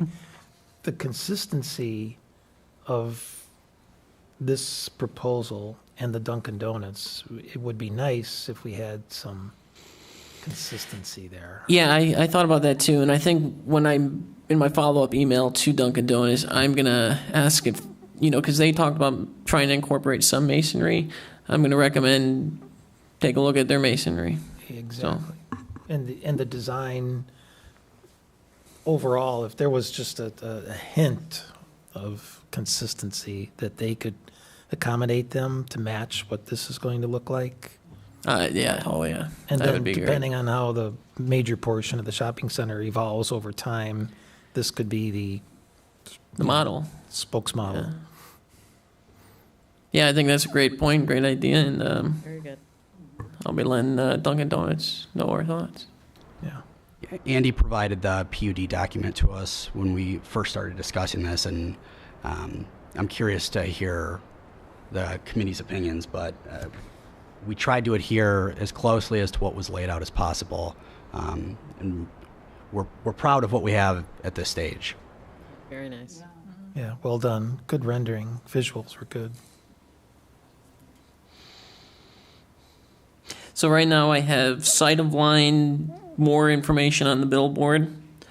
I have just any updates or information that you get on retail that you can divulge at the time, let us know. And that's all I got so far. Is there any other comments or guidance from the commission? The type of charging stations that you're going to have, that's for public use, right? And anyone could go in there and charge their vehicle, or is that a pay-for-view use on charging your electrical vehicle? So I don't drive an electric vehicle myself, and I'm not sure exactly how the electricity is paid for on them, but Usually, sorry to interrupt you, Nick. Usually, you insert like a card or something like that, and then it reads how much electricity it's used and charges you. that's my understanding as well. Because back in our day, we were proposing that area be designated for electrical vehicle charging. So now you've kind of hit that. So that's. I think it would be good great, sign. and that's something that the village is very. The village wants to incorporate more electrical vehicle charging stations any way that we can, and now it's going to take some working in cooperation with Brookside Plaza and the Indian Head Plaza. But we are monitoring. There's some grants opportunities out right now from the federal government as related to electrical vehicles. And so we're looking to see if we can take advantage of that. And so that's one of the things when Nico mentioned this to me, I thought that's great because that fits in perfectly with our long-term planning. So. The only other suggestion I would have is if you could showcase or just think about additional public areas for gathering.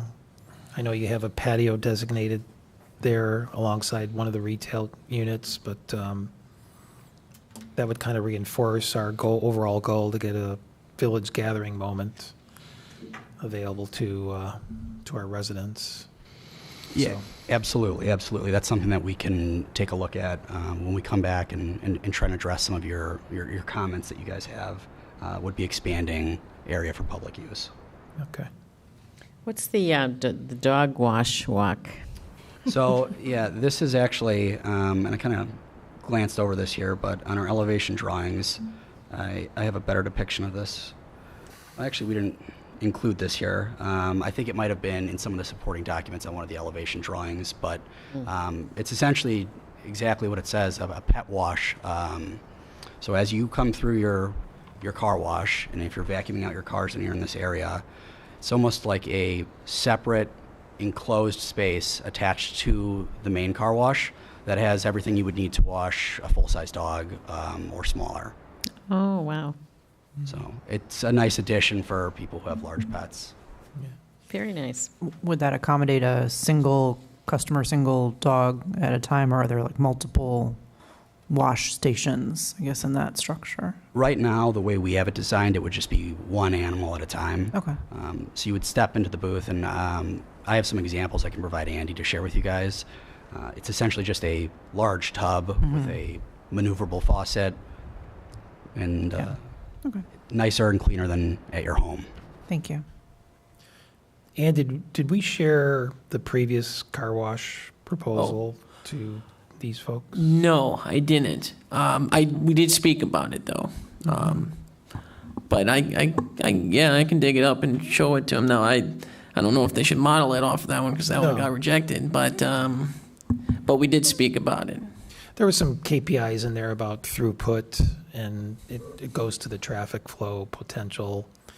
So if it's an express, how long would it take for a car to go through, and estimated peak times and low times. Just again, it'll come up in terms of traffic flow, concerns. So maybe that study that he'll share with you has that information in there from your competitor, and you could take advantage of that or leverage it in your own way. Absolutely, yeah, we'd love to take a look at that.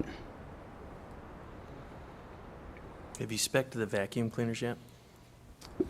Sorry, could you repeat that? Have you spec'd the vacuum I don't have a specific spec yet, but that's something that we could provide for I'd you. be curious on the sound.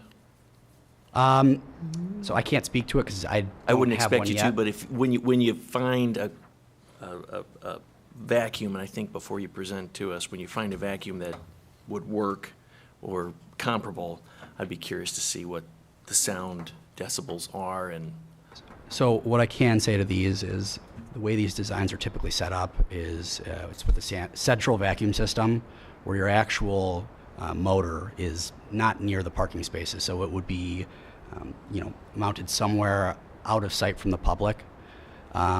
So the customers, for the most part, really only going to be hearing the wind noise rushing in through their nozzle. But we'll find something to provide. There are homes right across the street there to the north, so that would be a concern, right? yeah, I'm just thinking of Fuller's when Yeah. you're parking your car and that vacuum is screaming and you're yelling at the guy you want a number 5 and I know it well. yeah.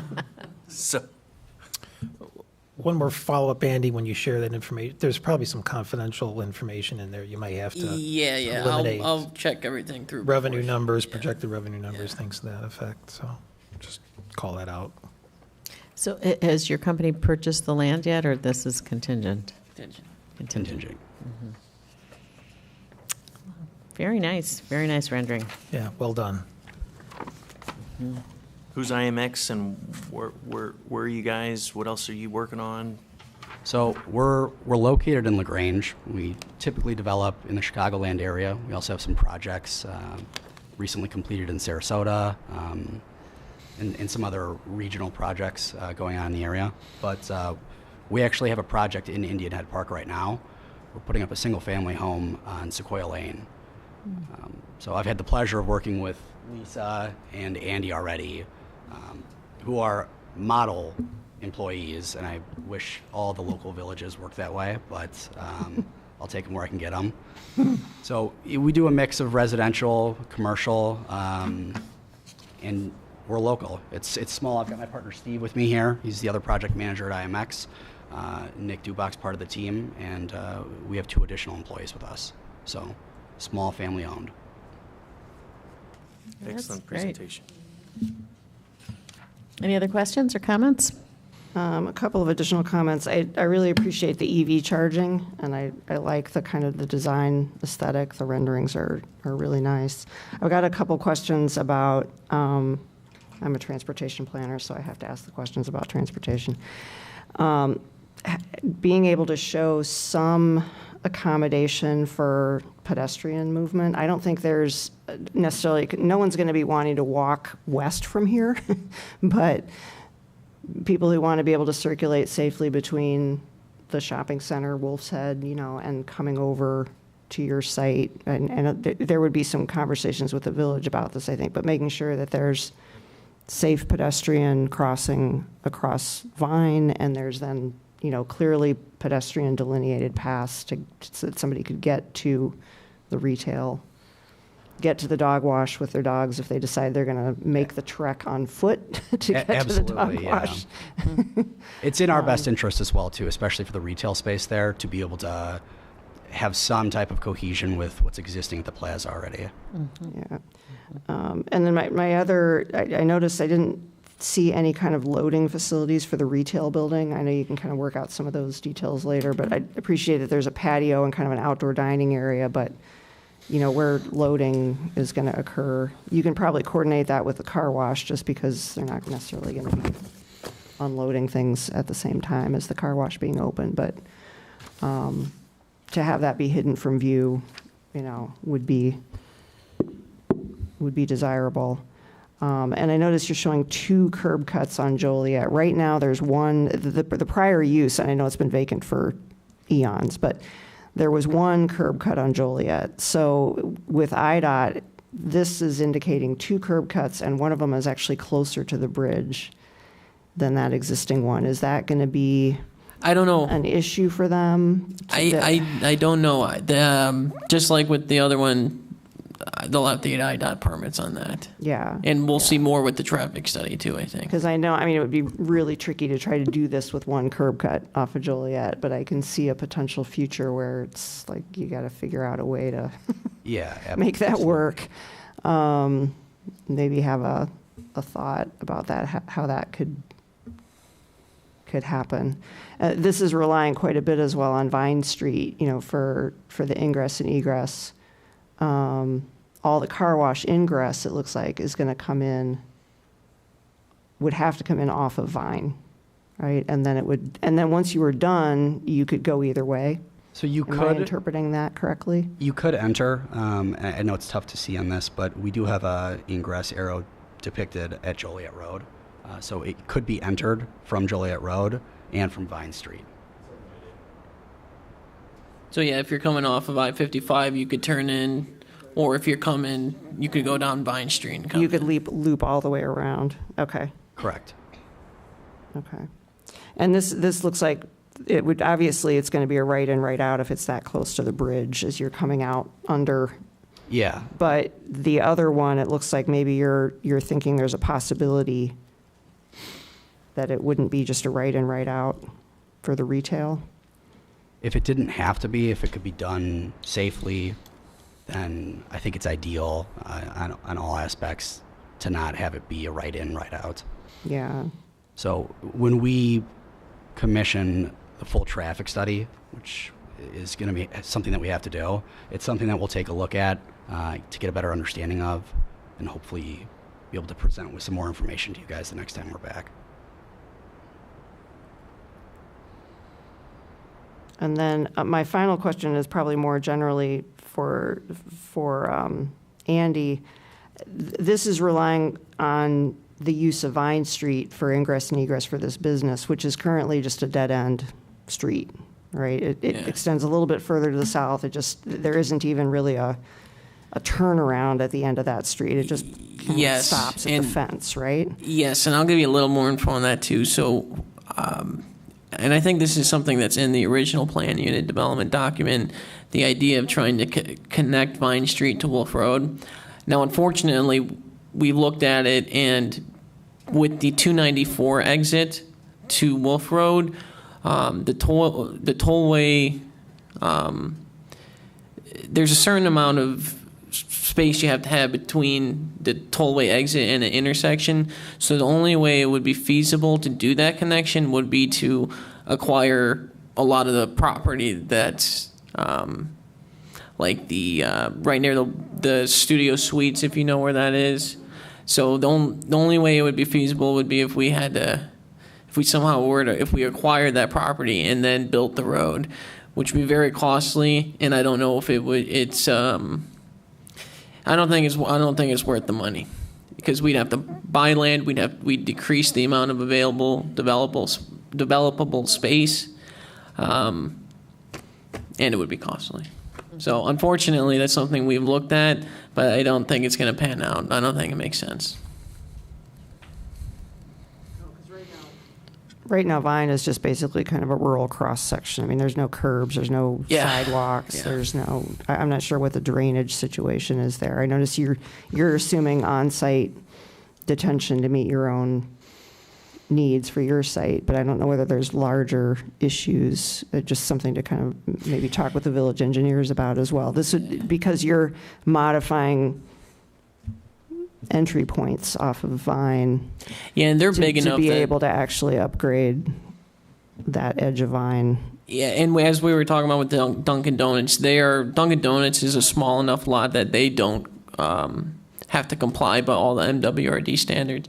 Since this lot is bigger, they obviously have the detention there, because that's going to be required. But my knowledge is overall, there's not too many flooding issues down near Vine Street. There's some related to the tollway on Wolf Road, but Vine Street area is pretty good as far as stormwater issues. Is Vine Village Street? It is. So maintenance and upkeep? Yes, yeah. Is that anywhere in the long term? It is. So we have, as part of our capital plan, and so you met Strand. We also have Thomas Engineering, who is our engineering consultant specifically for roads. They've also helped us with stormwater stuff, and they have a rating of every road, village-owned road, rating from 1 to 10. 1 is the worst, 10 is the best. I don't know what Vine is off the top of my head, but we have long-term. We know the conditions generally of all the roads in the village, and that data is used when making decisions on what roads get paved first. So We redid Vine Street about 4 or 5 years ago. there you go, 4 or 5 years old. So.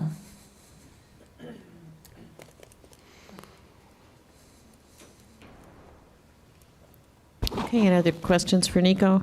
Comments? I just had one more to piggyback on Danielle's question about the billboard. Do you have any So conceptual information about it, like kind of just? Yeah, currently we're not communicating with any billboard operators yet.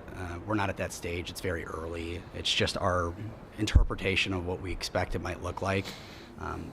And from what I understand, just across 294 have been presenting in front of you guys for the past couple months or so. Our billboard should be somewhat similar design to what they're proposing, with 2 boards on either side angled. I think the one advantage that we have, based off of some of the concerns I heard at previous meetings, is that our billboards are angled away from the residential areas. So I'm not sure what the degree is, but the degree to which they tilt angles them away from more of the residential areas, as opposed to the other side of the highway where they don't seem to have that luxury. But our intention would be to put up an LED billboard. That seems to be the direction that they're all moving. We understand that there's a lot less interest in leasing conventional billboards, and I kind of believe that it's just a matter of time before they're inevitably switched over to LED. So if we were to put something up there to avoid having that restriction on us, it's something we'd like to get ahead of and just move forward with what is the newer design, and quite frankly, I think can look more appealing. But just to confirm, the site plans are not contingent on including that. Is that correct?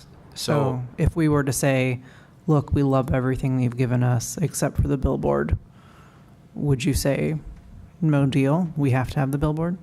So I can't speak to that, but it's my understanding that implementation of the billboard is a priority for ownership.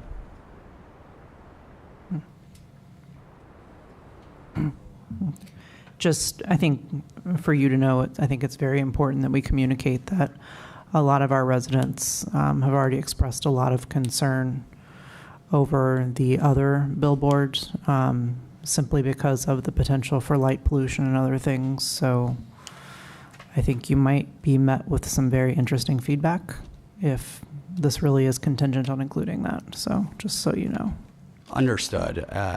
I reviewed some of the meetings you've had with the roofers, so I'm aware of some of the concerns that exist currently, and it's something that, as we move forward, as this becomes a more detailed plan, and we start obtaining all the construction documents that we need, that we would investigate more thoroughly, so that we could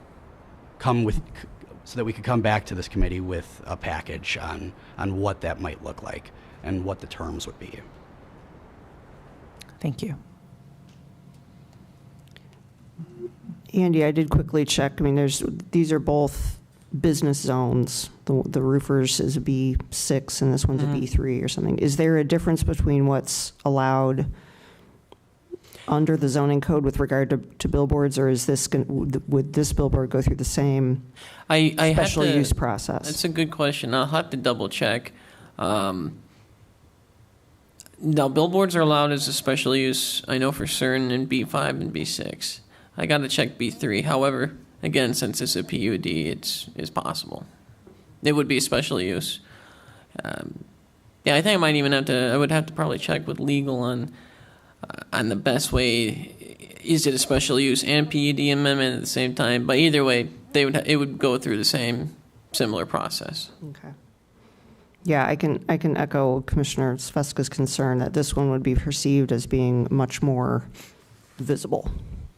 Oh, to it's it's residents. definitely closer. I think part of the reason why, we're sort of willing to continue the conversation about the one on the roofer's lot is because you could make the argument that it's not visible on a daily basis to the vast majority of residents because no one drives down that little dead-end industrial street.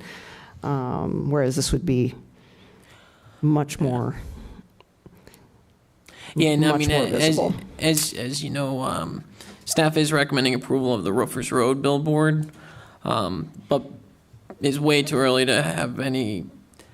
We're gonna have to see line of sight. We're gonna have to see a lot more info on whether or not this billboard is recommended. So, Last comment on this billboard, I would just like to reiterate that having been raised here, I truly do understand a lot of the concerns that residents have with billboards in this area. Since as long as I can remember, aside from the one that's, just off of Wolf Road, I can't think of any other billboards in the area. So it's something that we have a lot of interest in working with Andy and the village to make sure if it was going up, it would be the best design possible. okay.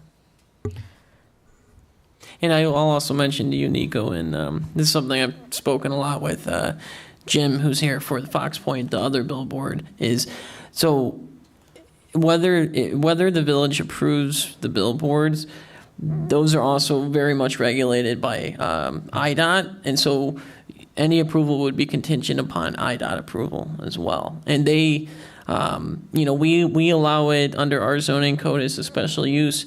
They have their own criteria, their own standards, and so I would encourage you to reach out to them sooner rather than later, and get that conversation going. I mean, don't tell them it's been approved, because obviously it's not, but just to get more information from them, because I know they have a lot of their own standards too. You may know this. In order to get an approval from them, they're going to require an approval from the village prior, correct? Yes, that is usually what they check for. Okay. And then they have their own. There's a lot of very complex legislation and statutes actually revolving around highway beauty, highway advertising, things of that nature. So I'm sure they have the litany of their own requirements. But yes, a significant factor for their approval is that you've gone to the village and gotten the village approval too. So Thank you. Very nice presentation. We okay to move along? So we look forward to seeing future developments. Thank you. Thank you. thank you, Nico. Okay, our last order of business tonight is the 7045 Joliet Road billboard, and we were just going to finish up on some questions from last month, I think. Yeah, with us is Jim. Jim, could you take us through some of the research that Fox Point's done over the last month on the different issues the commission's raised, and then just kind of give us a summary one last time about what you're looking to do, and we'll go from there. Certainly, thank you. As recommended, we reached out to Open Lands and the Department of Natural Resources, and we visited both the website. Actually, calling both of them in the beginning didn't work terribly well. They recommended we go to their websites first, look through it, and so we did. And so what we found is that they work more, Open Land is more on land conservation and land management practices, more so than tying with residential and commercial and then expressway. In fact, the Department of Natural Resources basically said that because there was an expressway in the mix, if you will, that they couldn't probably help us. And so We talked with a couple people at Open Lands. We talked to Casey, and she basically said somewhat of the same thing, was surprised that there was a question, and yet we mentioned that we wanted to be as thorough as we possibly could, that the village wanted to make sure that we did that. So not only did we pour through it with several people website-wise, and did the regular email thing, which started the conversation, but then we called them. We tried to visit them, and they weren't terribly interested in that, so the Department of Natural Resources talked about COVID and how the final little pieces of all of that are just kind of coming out of the vapor, if you will. So what we decided to do is just stay on the phone and work with them. They deal more with, they tell us, with nuisance animals, safety, and they want to protect kids and train children and or young adults who are now having pets and doing whatever. And they're very concerned and seem to be very busy with doing things to protect pets from coyotes and wolves and things of that nature. So we made the effort, as we did with many, with the 2 or 3 other aspects of looking for migration and the lights, if you will, of the sign, whether or not it would affect that. And I think we did just about everything we could. I think the Open Lands people would be very happy if we just went away and they never probably talked to us for a while, but we didn't find anything that really was usable. And so while we appear to be empty-handed, I think the reality is that they don't do that. We looked in other places, and to be very fair, we didn't find much. And because of, again, the expressway, is it residential? Yes. Is it commercial? Yes. Is there open, they even asked if there were open roads where the speed limit was over 40. We said it's 294. We're not the people to help you. So we did our best with what we had, where we were going. But our thoughts remain the same. It's good to hear that other people are thinking seriously about the billboard business and trying to do their best to not only advertise their business, but certainly help out the village where it would be.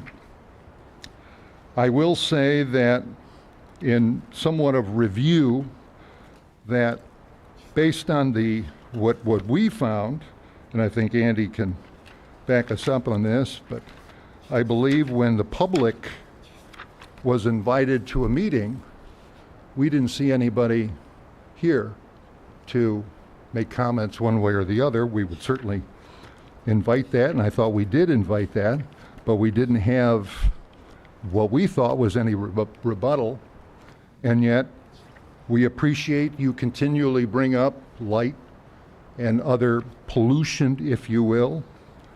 We have worked with several, and we work with several, because of the business we're in, several of the billboard manufacturers. And they all have somewhat of the same designs because law says they have to. And so there isn't a board made today that doesn't have automatic dimming.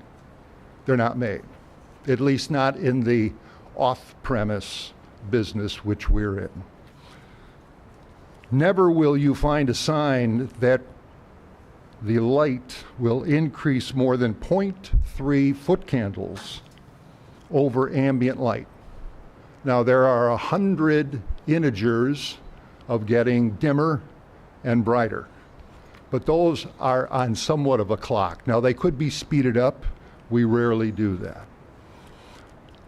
Per the request of the city, we have agreed that if you wish, we would turn the billboards off from midnight to 6 a.m.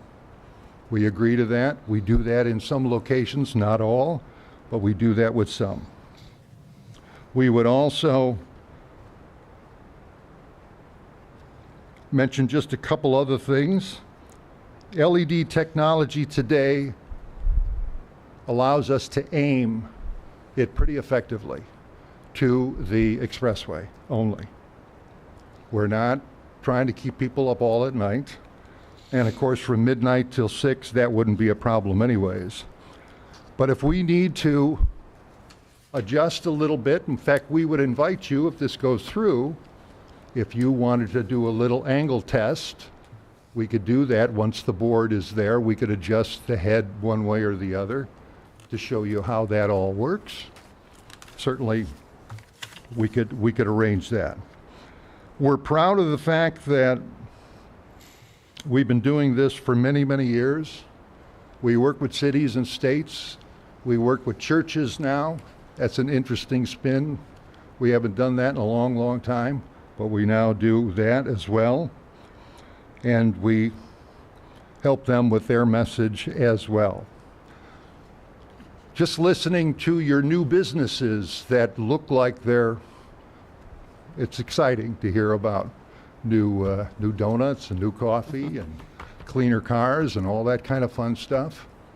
And so, again, there is a panel on the board that if, in fact, the city wants to utilize that, advertise perhaps some of the new businesses in the city. We're very proud that we could be in the top 10 non-residential tax revenue property tax revenue generators for the village. And we believe that we've addressed all your concerns. Now, perhaps not all the answers that either of us get is exactly what we want every time, but when we get answers, we share them as best we can in the way that it's been delivered to us. We agree. There was a question about advertising copy. In our lease for years and years, it basically says, and we copied it verbatim, not to place any advertising copy on the property that promotes the following: adult entertainment, adult bookstores, clubs, socially or political sensitive issues offensive to the landowner. The roofers people are very sensitive to that. And so if it's necessary, we can certainly, we don't have a further list from roofers in that regard, but if there's questions about liquor, cannabis, family planning, things of that nature, certainly we could make sure that that would not be included. Now, certainly if there's any questions, glad to help with that, but we request a recommendation of approval so we can move on to the village board. Not that we don't enjoy seeing you once a month. I'll say really quick for staff's perspective, I provided each of you up there with this sheet, special use. This is the general criteria for special uses. Now, on certain items like sheds, for example, there's additional criteria, but for this and most special uses, these are the 3 criteria items. Staff believes that they meet the criteria. With this being it's not technically industrial, but it's the village's version of industrial. With it being on the other side of the tollway, the way it's aimed, we think it meets that criteria. Like you mentioned, this would be in the top 10 business licenses for the village. We're looking at a little over $10,000 a year, and then as well as the $30,000 upfront fee. So for those reasons, staff is recommending approval. With the criteria of I think it's a good idea to have the midnight to 6 a.m. restriction and the language about what shouldn't be advertised as contingencies of our approval as well. But that is what we are recommending. Is that language sufficient for you? I think it is, yeah. Okay. So I just had a quick question. I notice on the conditions of approval, you guys cite your lease contracts. After the last meeting, I had asked if we could have a copy of one of your boilerplate lease contracts, and we were told that you guys denied us access to that. Is there a reason for that? Management and ownership thought that it would bring up other questions. And so So that does, you saying that absolutely brings up some Well, other questions. our arrangement is we work with some cities, but most of it are private landowners. And so and the industry loves the idea that there is this confidentiality between us and our customers. And so our real answer to that, which in our first meeting, if you really want to see what we're doing with roofers, please ask roofers. So And if they I think share it with the you, inquiry was for a boilerplate one, so like not your specific contract, but your generalized I understand. documents. Yeah. And ownership says no to that. Thank you. And I will say, it is a little frustrating not to get that. I do understand where they're coming from. But from the staff perspective, we're not too concerned about it because anything we want to require them to do, we can put in the ordinance and they'll have to follow it as part of the special use. John, you want to come up and make a comment real quick? Name and address, please. John DeRocher, 201 Acacia Drive. I'm the village administrator for those of you watching at home. There are Freedom of Information Act concerns, especially at the planning and zoning level, with regards to any documents submitted to the Planning and Zoning Commission. Even a boilerplate item that they would submit is a public document when it goes to you. If it goes to the village board, there are some other trade secrets that we might be able to hang our hat on, but that being said, at this level, a confidential document would not be, it would be subject to FOIA, so anybody else in the public could request it. So that's just a little bit of information for you. Thanks, Sean. Thanks. So the process is we submit our recommendation to the board. The board crafts an ordinance that has these various restrictions in it. The village attorney helps you draft that. That gets passed.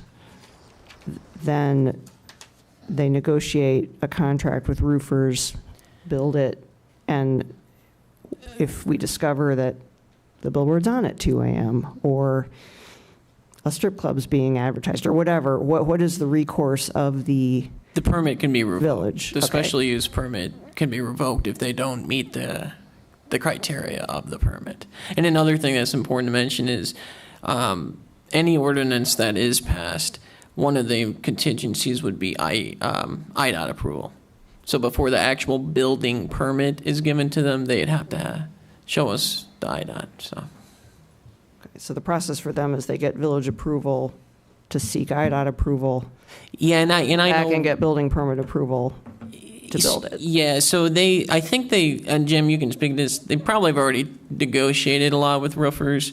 But yeah, they would get our approval for the special use. And I know you guys have spoken with IDOT preliminarily, but they get our approval. Then they go to IDOT, say, look, we got the village approval, give us approval. IDOT says, okay. They show us that information, and then they go through the normal building permit process. And with that request to IDOT comes a engineered drawing based on the current wind loads. IDOT in many cases will either recommend or demand soil testing. And so all of this is done right in the beginning.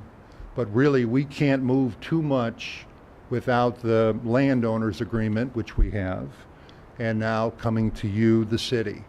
Now, once that happens, then the wheels start turning and we go to IDOT. But that is a serious set of hurdles. This is long from being done.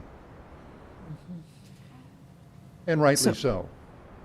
So Andy, the $10,000 a month revenue that we are, I guess, projecting at this point, oh, sorry, that's a year. Okay.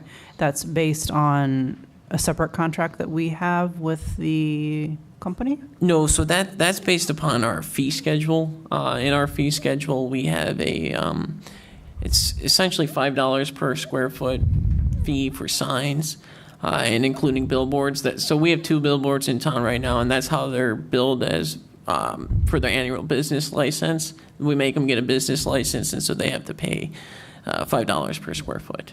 So that's where it's based on. And then there's also the $30,000 upfront. That's also in the fee schedule. That's the special use permit fee for a billboard specifically. Okay. And then I think one of the other items that we had touched on last month was like what recourse do we as a village have if residents have complaints about anything related to the structure? Well, I think the first thing is to reach out with them about dimming, which they've said that they're open to doing. Now, as far as if they dim it and there's still issues, honestly, I don't know. That's a complicated answer question, but the first step would be to reach out to them and ask them to dim the LED, which is very adjustable.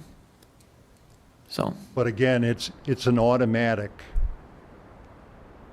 dimming process that whatever the ambient light is, and at 1:45, it's pretty, certainly by roofers, it's pretty dim. And so the sign basically would almost look as it was fading away. And then come midnight, bang, it's over. 6 a.m. comes back on, but you wouldn't know it comes back on because, again, it's going to start at the bottom, at the basement, and it's going to brighten up. But never 0.3 foot candles more than the ambient light. That's the design.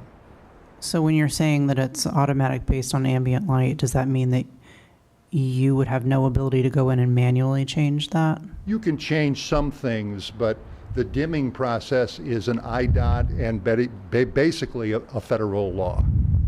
It has to happen. So that's what all the manufacturers comply with that. So am I hearing then, Andy, that like, let's say we have a bunch of residents that say, hey, at 9 p.m. in the winter when it gets dark really early, that it's still too bright for their liking, that we have no ability to have that adjusted because it's according to ambient light, not request from the village? Well, Jim, can you answer to that as to if say that scenario were to come about, could manual adjustments be made? We could certainly discuss that. We could put that in the agreement, if you will. We want, simply put, we have a little paragraph in our lease that talks about quiet enjoyment. We don't want it to upset the neighborhood or the neighbors. We basically want it to be there. It's going to create revenue for all of us. If we have to make a small change, we're human beings. We're not going to slam the door, but we also, need to advertise to create revenue. And I would also say, kind of like you're mentioning with the ambient light and how it kind of automatically detects the light around it and adjusts. It's not going to be much brighter than the tollway lights then.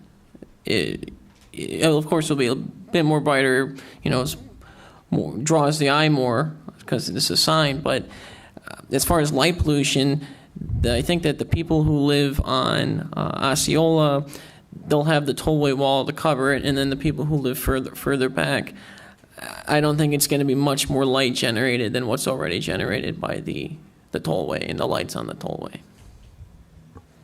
At 350 or 400 feet, while you can tell that there is some sort of light, if you will. Most people can't read the sign, not that they need to at that point, but at about 400 feet, even that goes away. The light, the brightness, if you will. But again, the expressway's been here many years. We have all kinds of headlights screaming past all the time. Andy, I don't recall getting any public comments that are against this. No, when we sent out we did get one public comment against it, but when we sent out the notices to Osceola, so normally it's 250 feet, but we doubled it for this one since, there's potential for all of the issues we've been talking about. But no, we didn't get any public comments we got the one public comment, yeah. Okay. You mentioned that there are 2 other billboards. I was searching on Google to try to figure out exactly where they were. So there's another one that's a little further down, and it's an old style, non-LED. Is that, and then there's one that is further to the south that is really only visible, I guess, from 294 further to the south. Are those are still active in use? The village is getting revenue from those? Yes. On an open-ended, in perpetuity kind of basis? Yeah. Okay. Yeah, the one, so there's one on Roofers Road, which is where this is, but that one's where we're further east, closer to Wolf Road. And that one, that's visible from the tollway, and then if you're driving past down Wolf Road, the other one's on 70th Place, which is kind of tucked away there. That's where a public works facility is actually, and it's kind of at the end of 70th Place, and that one is visible if you drive onto 70th Place, or of course if you're on the tollway. But yeah, we get revenue. We've been getting revenue from them. So the one on Roofers Road, that was approved in 2004. I don't know when the other one was approved off the top of my head, but yeah, we've been getting revenue from them for a long time, and they're both of those. One is bigger than the other, but one of them is roughly the size of this one, so we get, I think, like 11 or 12,000 a year from them, and then the other one we get about 7,000 a year from. So, and those two are both.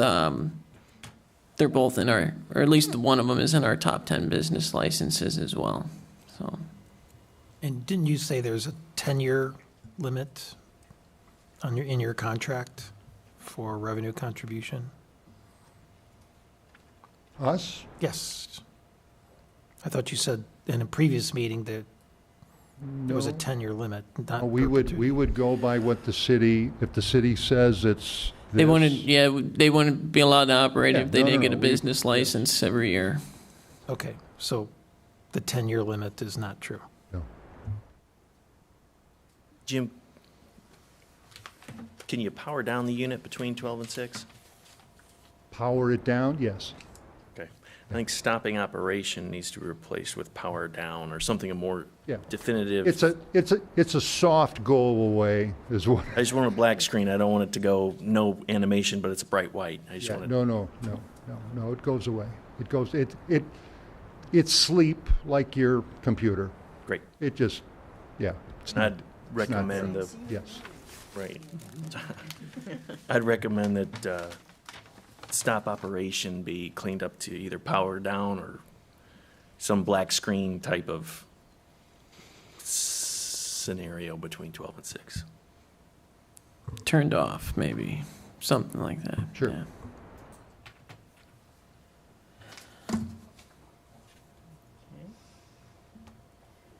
We ready for a vote? If you are, I'll call the roll. Okay. Okay, well. Motion. Yep. Oh, yeah, thank you. Motion to approve. Motion to approve with the conditions as described in the package as submitted by Fox. I should know your company's. Point Media. Fox Point Media. Okay. With the one clarification of changing stop operation to another phrase that implies the screen will be black between the hours of 12 and 6. 12 a.m. and 6 a.m.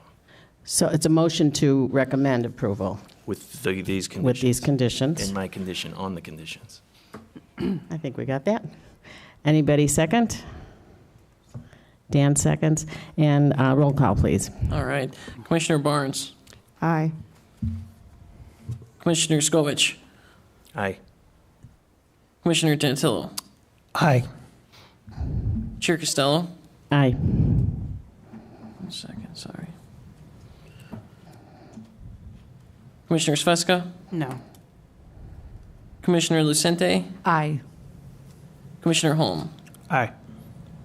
All right, the motion is approved. So, Jim, these items will go to the Board of Trustees at their April meeting. I'll send you a follow-up tomorrow with all the details. So, thank you. Ladies and gentlemen, thank you for putting up with us. Thank you for all your work. We'll miss you. Okay. Can we go to public comments? Do we have to make a motion? Yeah, I don't have any others. So, Okay. Any comments from the public, the waning public? Okay. We have a motion to adjourn. I'll make that motion. Okay, and second. I'll second. All in favor? Aye. Okay. See you all next month. Thank you so much.